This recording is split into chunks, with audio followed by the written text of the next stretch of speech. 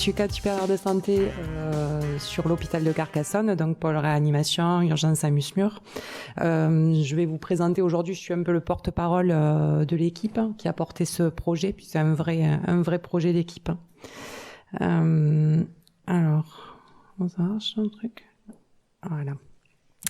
Donc, je vais d'abord vous présenter les principes qu'on a retenus pour définir ce que pouvait être la médiation aux urgences à l'hôpital de Carcassonne. Ensuite, je vous présenterai l'expérimentation qui a été mise en place, un premier retour d'expérience et les perspectives qu'on envisage pour la suite. Donc, la médiation aux urgences, toutes les définitions qu'on peut, dans toutes les définitions qu'on peut retrouver, en fait, on va retrouver les mêmes notions, c'est-à-dire la résolution d'un litige entre deux parties grâce à l'intervention d'un tiers qui doit rester impartial, neutre, donc le médiateur.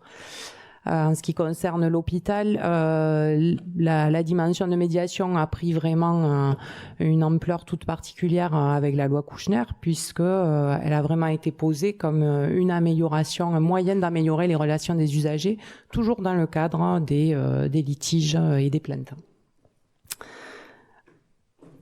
Là, on s'est appuyé sur une étude qui a été faite au niveau des hospices civils de Lyon en 2019 et qui nous a permis en fait d'identifier que dans le cadre des services d'urgence, finalement, la médiation n'était plus intervenait dans une nouvelle dimension, c'est-à-dire qu'on n'était plus dans la résolution des litiges, mais plutôt dans l'anticipation et dans l'apaisement. Donc c'est ce qu'on a retenu et qui nous a guidés en fait pour construire notre projet.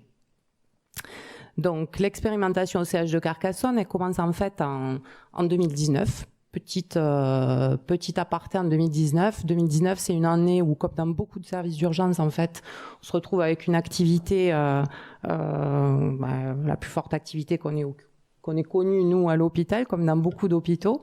Donc, un petit peu dans l'urgence et au vu des tensions importantes pendant l'été, on met en place pendant 15 jours un renfort.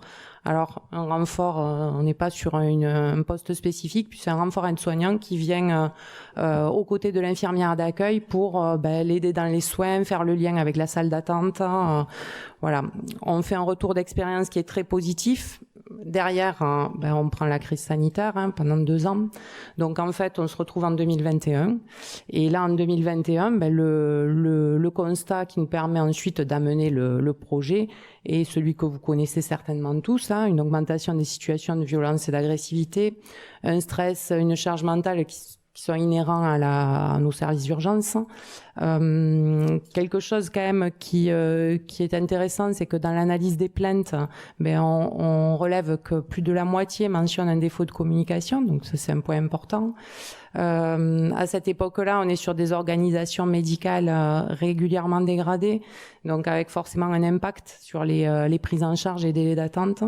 Et dans le même temps, on est sur un projet de reconstruction de notre accueil avec une zone d'attente externalisée qui, là aussi, génère des problématiques de communication et de majoration des situations de violence. Donc, dans les objectifs qu'on pose, c'est d'améliorer la communication, très clairement, entre services d'urgence, salles d'attente, et d'améliorer les conditions de travail des professionnels. Donc en pratique, nous avons un médiateur qui est posté aux urgences de 10h à 22h. Le choix de l'horaire correspond au pic d'activité après analyse des données. Ce médiateur est présent 7 jours sur 7.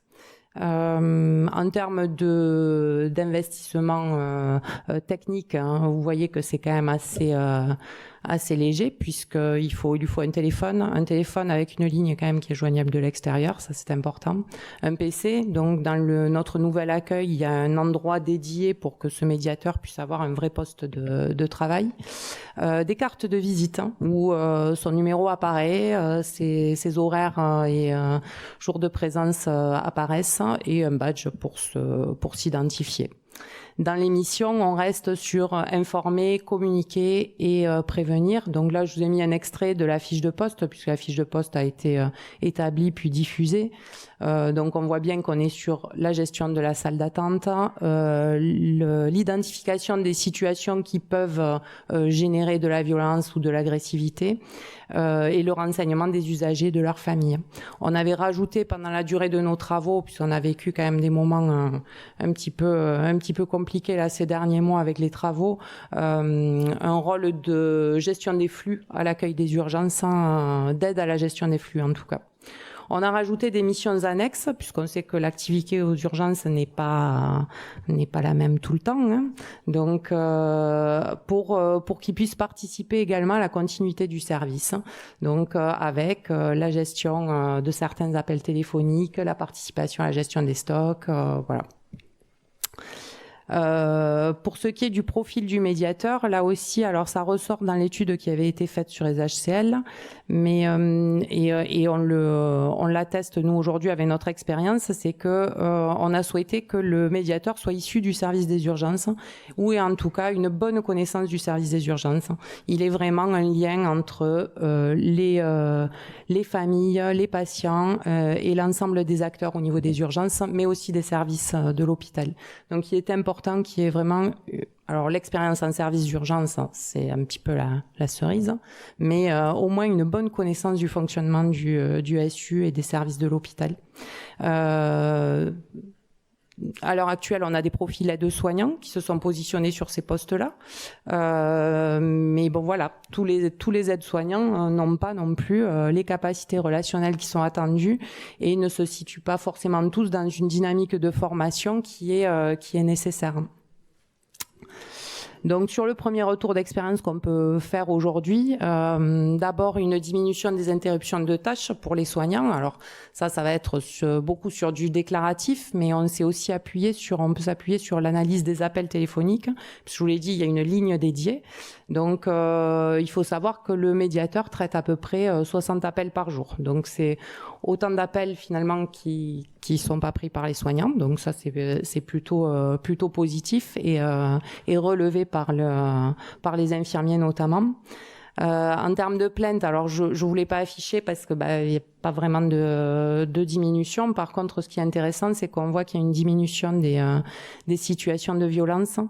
Donc, vous voyez que le nombre de filles... Alors, la flèche verte correspond en fait à la mise en place du médiateur. Donc, second semestre 2022, à l'été 2022, on met en place le poste de médiateur aux urgences.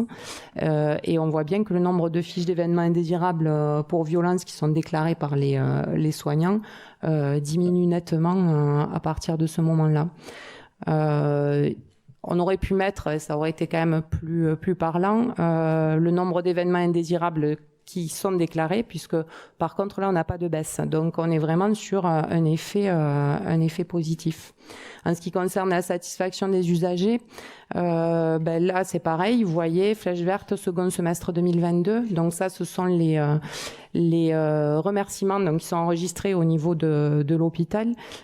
C'est quand même très significatif. On n'a pas encore les chiffres là du second semestre, mais voilà, on va vers une augmentation de la satisfaction exprimée par les usagers qui remonte jusqu'à la CDU, hein, donc il y en a eu encore une cette semaine où voilà, nos représentants des usagers nous relaient régulièrement les retours positifs des patients. Donc ça, c'est quand même un point extrêmement positif.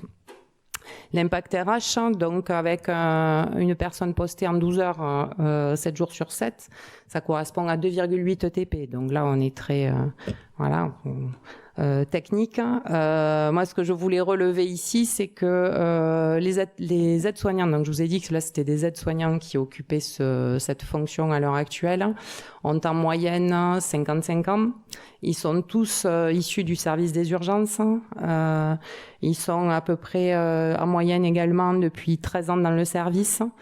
Donc ce sont des professionnels qui sont reconnus, qui sont confirmés, qui connaissent parfaitement, comme je vous le disais avant, le service, et qui se retrouvent dans une nouvelle dynamique là, parce que voilà, on arrive notamment au niveau aide-soignant, on peut être usé, fatigué, et pourtant ils s'accrochent au service des urgences parce que c'est chevillé au corps et que voilà, hein, quand on a fait carrière aux urgences, on n'a pas forcément envie de la quitter.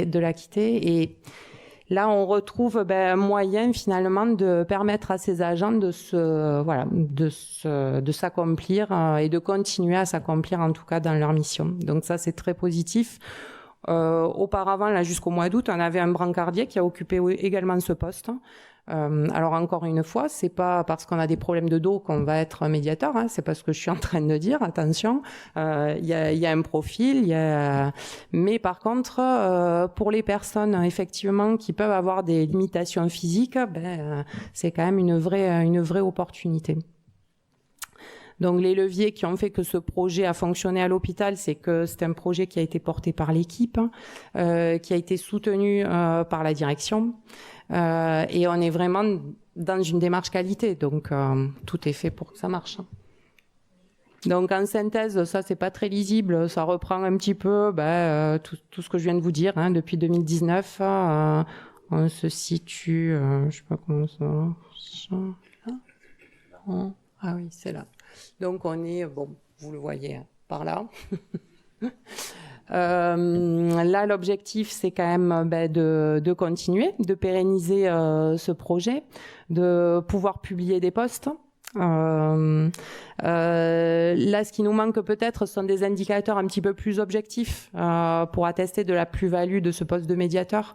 Donc, il est prévu de réaliser des enquêtes de satisfaction à la fois auprès des professionnels et auprès des usagers et de leurs proches. Le plan de formation en 2024 va intégrer des formations spécifiques pour les 3 agents qui se sont positionnés sur cette mission. C'est indispensable. Dans les prérequis, ils avaient tous suivi une formation à la gestion du stress et de l'agressivité. Là, cette année, ils ont été sur la communication bienveillante, mais je pense qu'il faut qu'on aille plus loin maintenant dans la formation.